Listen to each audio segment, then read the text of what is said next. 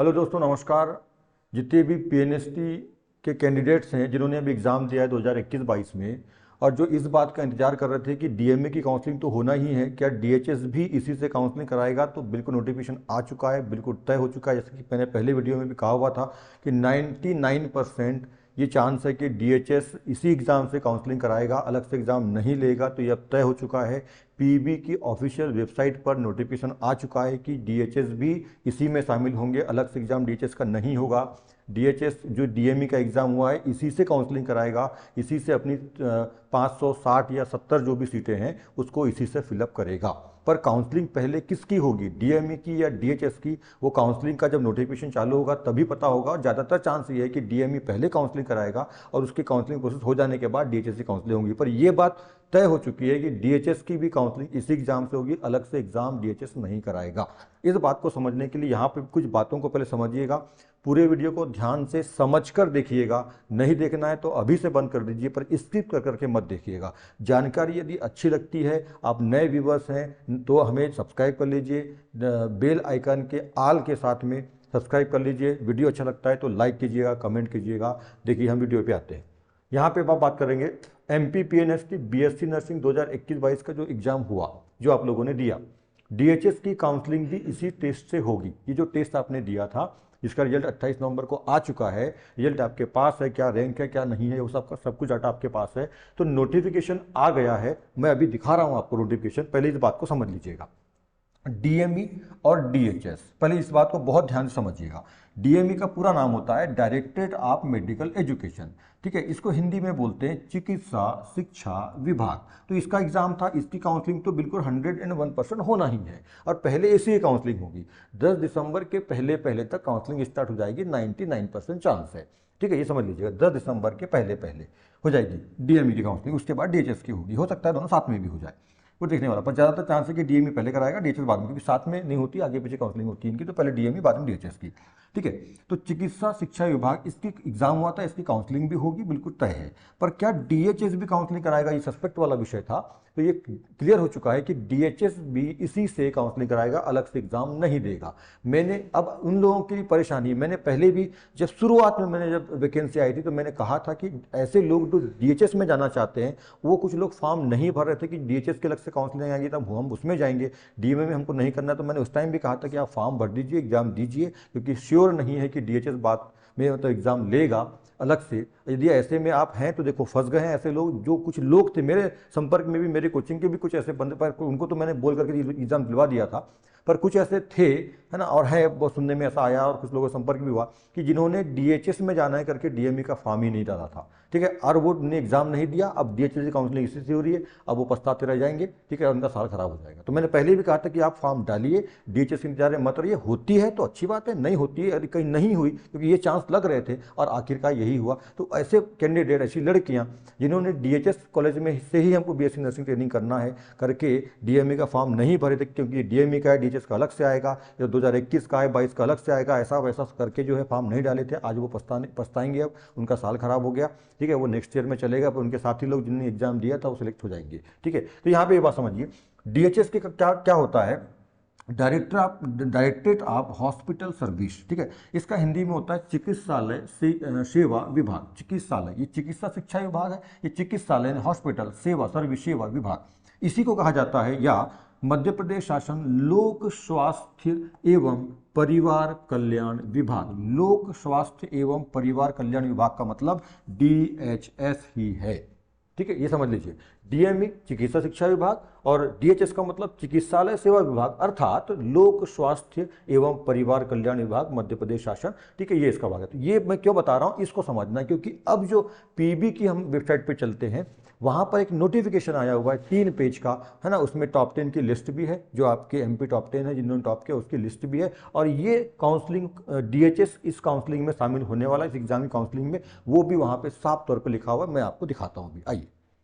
तो देखिए ये आ चुका है यहाँ पर, मध्य प्रदेश कर्मचारी चयन मंडल भोपाल, ये पीईबी की ऑफिशियल वेबसाइट पर जब आप जाते हैं, फर्स्ट वाले ही साइड में आप देख सकते हैं, इसको जाकर के पीईबी व्यापम यानी पीईबी खोलिएगा, वेबसाइट खोलिएगा, उसमें सबसे पहली जो साइट आती है मध्य प्रदेश प्रोफेशनल बोर्ड भोपाल या पीईबी के नाम से आती है, उसको उस पर जाइएगा तो रिजल्ट वाला सेक्शन खुलता है। तो ऊपर में देखिएगा यहाँ पे रिजल्ट वाला सेक्शन है, ठीक है, परिणाम वाला सेक्शन है, वहाँ पे जाइएगा तो वहाँ पे जाएंगे तो 2021 पीएनएसटी दिया हुआ है, उसमें एक रिजल्ट नोट वाला एक बॉक्स खुलेगा है वहाँ पे, उस पर जाके आप क्लिक करिएगा तो ये 3 पेज खुलते हैं। ये 3 पेज अभी डले हुए हैं, देखिए यहाँ पे डेट वाइज दिया हुआ सब कुछ।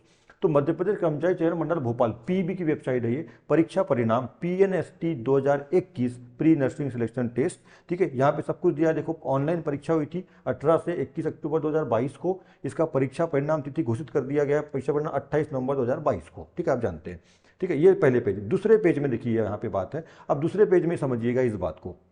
दूसरा पेज है, ठीक है, इसमें सबसे पहली जो बात है, दूसरे पेज में सबसे पहली जो बात है उसको समझ लीजिएगा। तो क्या लिखा हुआ है पहले नंबर पे, पीएनएसटी प्रवेश परीक्षा के माध्यम से मध्य प्रदेश शासन लोक स्वास्थ्य एवं परिवार कल्याण विभाग के शासकीय, देखो मैंने लोक स्वास्थ्य एवं परिवार कल्याण विभाग, मैंने आपको इसलिए पहले वो बताया हुआ था कि डीएमई और डीएचएस का नाम जो है हिंदी में, और आपने देखा था भी नीचे में कि डीएचएस का जो नाम है वो क्या है, चिकित्सालय सेवा विभाग, उसी को बोलते हैं लोक स्वास्थ्य एवं परिवार कल्याण विभाग, वही है। जो लोक स्वास्थ्य परिवार कल्याण विभाग का मतलब है डीएचएस है, ठीक है, ये समझ लीजिए, लोक स्वास्थ्य परिवार कल्याण विभाग का मतलब है, ठीक है। तो यहाँ पे देखिए ये पहले वाला जो पॉइंट है, पहला पॉइंट आपका जो है ना, उस पॉइंट की अपन बात कर रहे हैं। ये जो पहला पॉइंट है इसमें लिखा हुआ है, देखिए लोक स्वास्थ्य एवं परिवार कल्याण विभाग, इसका मतलब है ये डीएचएस है, ठीक है, डायरेक्टरेट ऑफ हॉस्पिटल सर्विस, है ना, यानी जो ये विभाग है, निदेशालय है ना, डायरेक्टरेट निदेशालय है, विभाग है, हॉस्पिटल सर्विस मतलब चिकित्सालय सेवा विभाग है,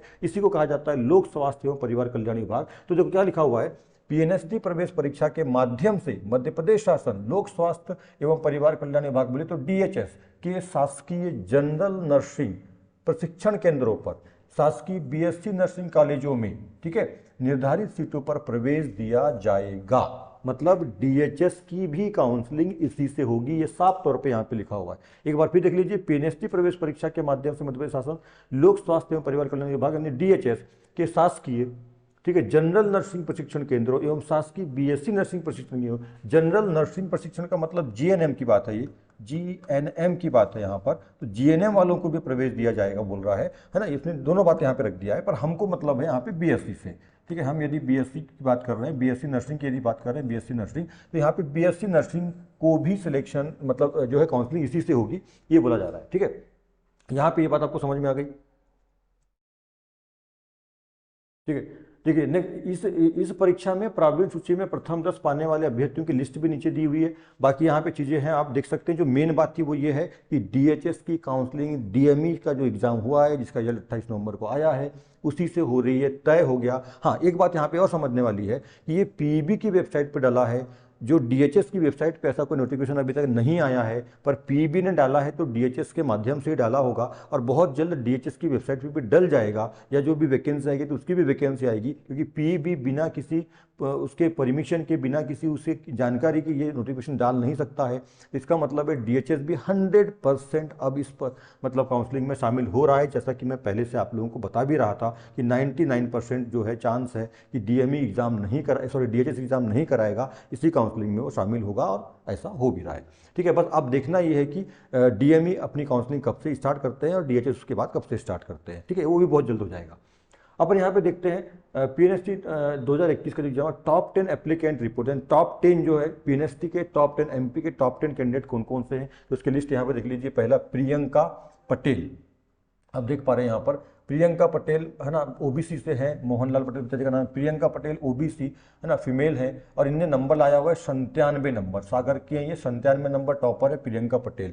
150 नंबर का पेपर हुआ था, 97 नंबर टॉपर है, ठीक है। अनुप्रिया दुबे, ठीक है, ये भी जनरल से हैं, फीमेल जनरल से हैं, और 96.8 नंबर है, भोपाल से ही बिलोंग करती हैं। पलक बिसेन, है ना, पलक बिसेन ओबीसी से हैं, ठीक है, ये भी फीमेल, मतलब यहाँ तो फीमेल है, ये पूरे मेल तो था ही नहीं, तो फीमेल ही है, तो बाकी नहीं, यहाँ तो जेंडर से फीमेल ही देंगे, है ना। ओबीसी 95.59 भोपाल से ही है पलक बिसेन, है ना। अंजू पांडे ईडब्ल्यूएस से हैं, 95.48 नंबर लाए हैं, भोपाल से हैं ये, है ना। सभी के सभी एक सागर से हैं, बाकी सब भोपाल से दिख रहे हैं, इंदौर से भी है कुछ। चलिए नेक्स्ट देखते हैं, ठीक है। जैस्लीन चेरियन जनरल से हैं, इनने 95.39 नंबर लाए, भोपाल से हैं, ठीक है। जश्मी नागर ओबीसी से हैं, इन्हें 94 नंबर लाया, भोपाल से हैं।